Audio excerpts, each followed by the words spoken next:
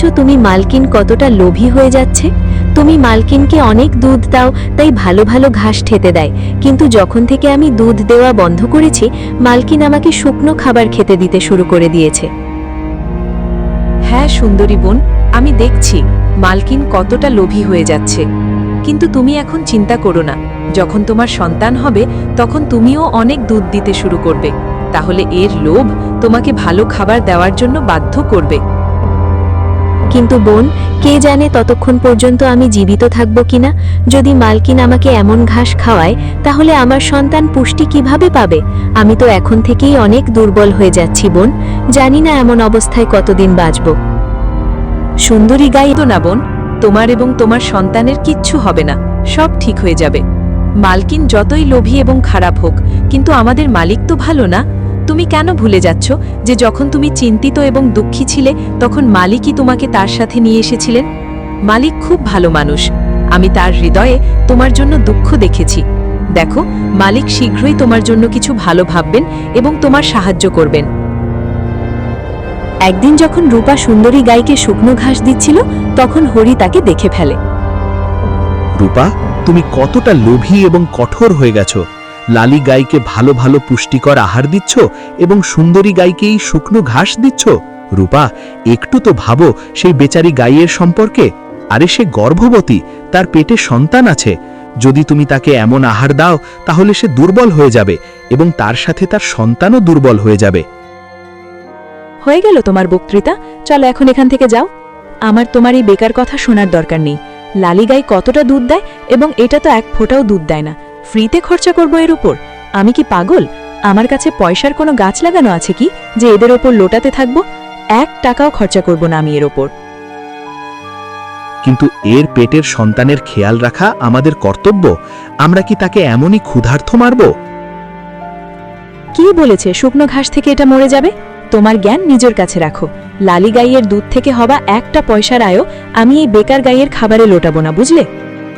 এমন বলে রূপা মুখ বেঁকিয়ে সেখান থেকে চলে যায়।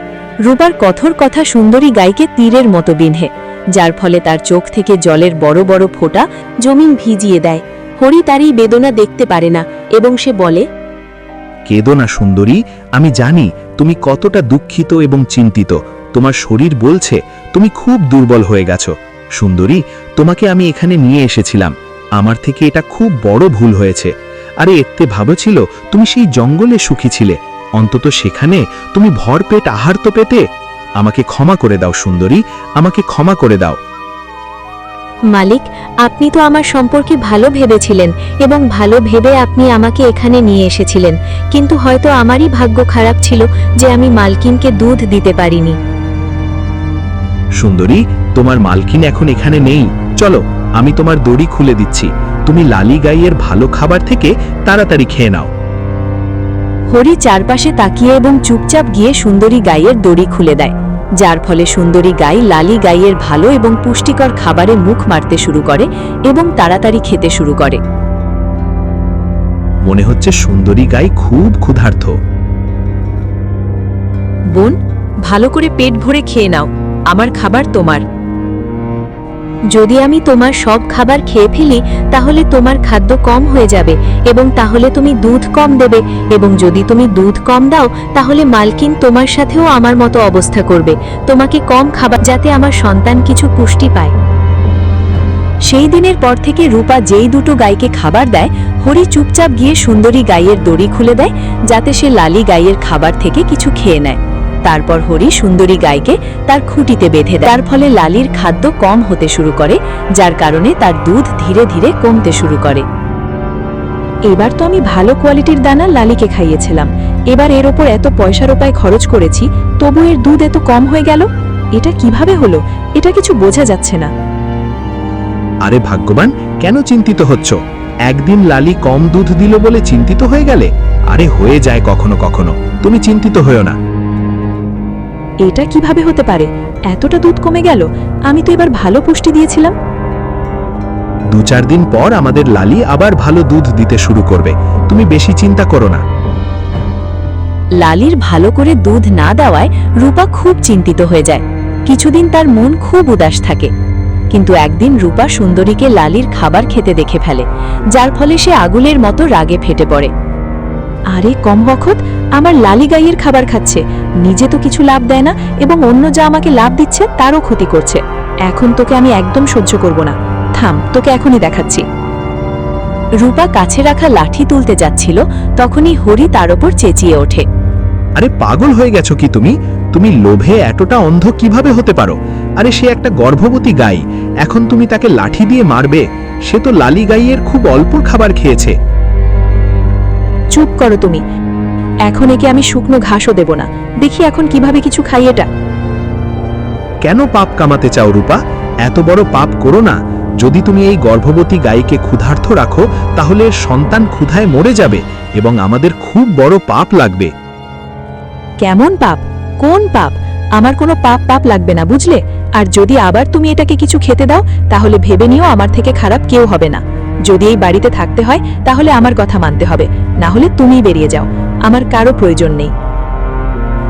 রূপা সুন্দরী গাইয়ের দড়ি একটা খুঁটিতে শক্ত করে বেঁধে দেয় এবং তাকে খাবার দেয় না, যার ফলে 2 দিনেই তার অবস্থা খারাপ হয়ে যায়। লালি বোন, এখন আর আমার সহ্য হচ্ছে না। এখন যদি আমি একদিনও কিছু না খাই তাহলে আমার প্রাণ বেরিয়ে যাবে। আমার সন্তানের চিন্তা, আমি কি করব বোন? জানি না ভগবান আমাকে এই কি সাজা দিচ্ছেন। এমন বলে সুন্দরী জোরে জোরে কাঁদতে শুরু করে। সুন্দরী বোন, কেঁদো না, দয়া করে কেঁদো না। আমি তোমার এই বেদনা দেখতে পারছি না। একটা কাজ করো, তুমি এখান থেকে এক্ষুনি বেরিয়ে যাও এবং যেখান থেকে তোমাকে মালিক নিয়ে এসেছিলেন সেখানে চলে যাও।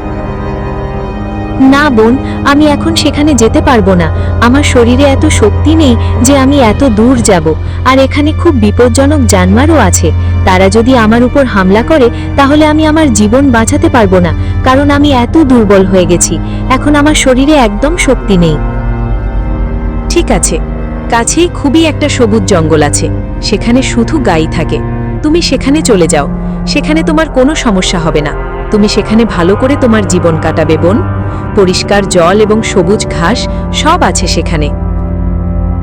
ওসব তো ঠিক আছে লালি বোন, কিন্তু আমি এত দুর্বল হয়ে গেছি, আমি এখন ঠিকমতো উঠতেও পারছি না। তুমি কেন চিন্তা করছো বোন? আমি আছি না। তুমি আমাকে তোমার বোন মানলে, তাহলে আমারও তো কর্তব্য যে আমি তোমার জন্য কিছু করব। আচ্ছা বোন, আমি চললাম। তোমার সাথে যতদিন ছিলাম খুব ভালো লেগেছে। তুমি নিজের এবং তোমার হওয়া সন্তানের খেয়াল রাখবে। চেষ্টা করব আবার দেখা হবে। হ্যাঁ বোন, জীবিত থেকো, কারণ আমার